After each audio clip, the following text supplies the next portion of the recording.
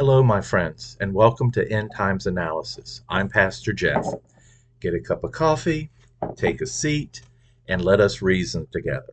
We are continuing our look at Ezekiel 38. We are up to verse 9, and we're reading out of the King James Version.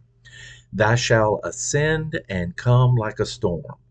Thou shalt be like a cloud to cover the land, thou and all thy bands, and many people with thee. Let's look at this. Once again, these what they call flyover scriptures are so important. They contain so much. Like a storm, Gog suddenly ferociously would come against Israel as a destructive power. A storm is violent and brings fear and confusion.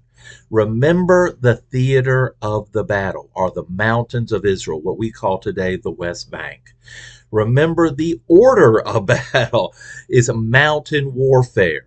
How is it conducted? One way to take a mountain is the way the Russians, where the Soviet Union tried in Afghanistan. You have your defenders on the mountain. They're shooting down at you. You bring your slow movers. That would be the Su-25 and the Hind helicopter. They'll be firing down to keep the defender's head down. You would have one force with about as much as heavy firepower as they could. Heavy machine guns, mortars, that would be firing up. Once again, you are trying to keep the defender's head down while you have your other troops coming up the side into a pincer movement. Now, is this the only way to take a mountain? Of course not. But it was one of the preferred ways the old Soviet Union, Russia, used in Afghanistan. Of course, there are many ways to take a mountain as there are mountains.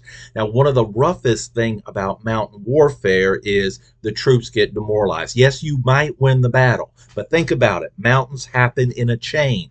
The West Bank is a chain of mountains that come down. Afghanistan was a lot of chain of mountains. Think about it. You're out there. You just took a mountain. You look from the mountain, which is usually a pretty good view, and you see 50 other mountains you have to take. You haven't finished. You just begun. Gog's coalition. No need for a future surge or military operation. That is built. This military operation is built not just to defeat the enemy, but occupy as well. No chance for an insurgency. One of the problems we had in Afghanistan, Iraq, even Vietnam, is we had enough troops to engage the enemy. We had enough troops to even defeat the enemy in battle or ambush, whatever you would like to call it. We did not have enough troops to control and hold. The Russians / Soviet Union, the old Soviet Union Russians, have learned from this. One of the problems they had in Afghanistan when they were doing mountain warfare is when they sent their forces never really got over 150, they say between 115,000 to 140,000. They were able to control the cities, able to control some of the highways. They were not able to come between the insurgents and the people. They were able to engage the insurgents, not able to really defeat them because they always had an avenue of escape. So with this group, with this coalition, they are coming in. Yes, they will be able to engage the enemy, which is Israel, it doesn't say they engage, but they will be able to occupy and hold this ground. They are such a huge force. Some say this is a surprise attack. How? I just don't see it. So I've heard theologians, I've heard even people who have come to have some military experience say this is a surprise attack. This is a huge army, not just army, but as they say, riding on horses as they come down. So you're thinking about tanks, armored personnel carriers, and many other things that are coming. They're going to have air support. I don't see how you can move this amount of men and all of a sudden, surprise, here I am. Unless they use maybe an EMP weapon. I want you to think about it. You have intelligence, you have satellites, you have spy planes passing over. I do not see how this could be so-called surprise attack. How do you hide a military operation this large? What I think is when they say stuff like this is not expected. It's normal. Life is normal. I want you to think about what it says in the other verses. Israel was living safely. They were not expecting this. Maybe there was even negotiations. It doesn't say. We don't know. But they were living safely. And then all of a sudden, this huge force came in to get them.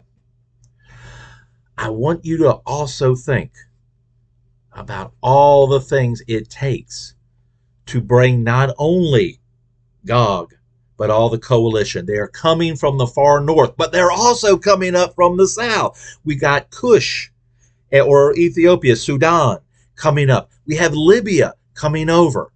Something's in the middle, Egypt. Does Egypt just let them through? Does Egypt pass through? Hey, we're bringing our army through your country. How does that sound? Oh, sure, no problem. We'll put some tea on. Something has got to happen to Egypt. Either bringing over, we all know Egypt wants to join the BRICS. Something has got to happen to Egypt to bring them out of a Western orbit, because they get a lot of aid from the West, to put them in another orbit. So they would allow it. Are they afraid? Oh my goodness. Well, we'd rather them attack Israel than attack us. Once again, like a cloud, like a storm. Could this be a massive air campaign that's coming along with this huge army, this large land army? This is a massive shock and awe. It talks about all your troops. Now, I want to stop here and remember, we're talking analysis. Yes, we're talking biblical, but we're taking it and we're analyzing it. All your troops. A standard Soviet Russian army group, a combined military group, is 2 to 4 military motorized rifle divisions, 1 to 2 combined tank and armor, other vehicles. Artillery is Russia's god of war. That's what Stalin said. He learned that from Napoleon as the Grand Army came. There's a missile and air defense, of course, chemical defense, signal defense, reconnaissance. This is some of the best trained men in the Russian motorized division. And as we find out in Afghanistan, a lot of them were redeployed as combat troops. They didn't have enough. They couldn't do their job as reconnaissance, going ahead, telling the military what to do. They were engaged in combat.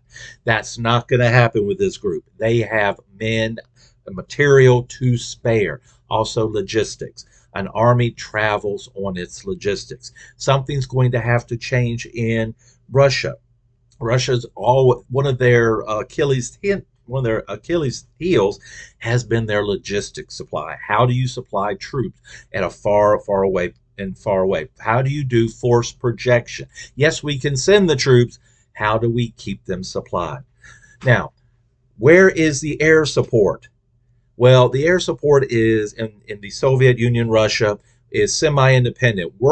They're working units. They're there to assist. You call them in, they come in. Sort of like the United States. We have the Air Force and we have the Army. At one time, it was the Army Air Corps. It was part of it, but they became independent, a lot like Russia. Now, what we're looking at here is a surgical versus mass spectrum domination, or a large versus small footprint. This is a large footprint, or you could say a liberator versus a conqueror. Soviet weakness in Afghanistan. Once we talk about not enough troops to conduct the ink blot. An ink blot is a way to control conquered territory.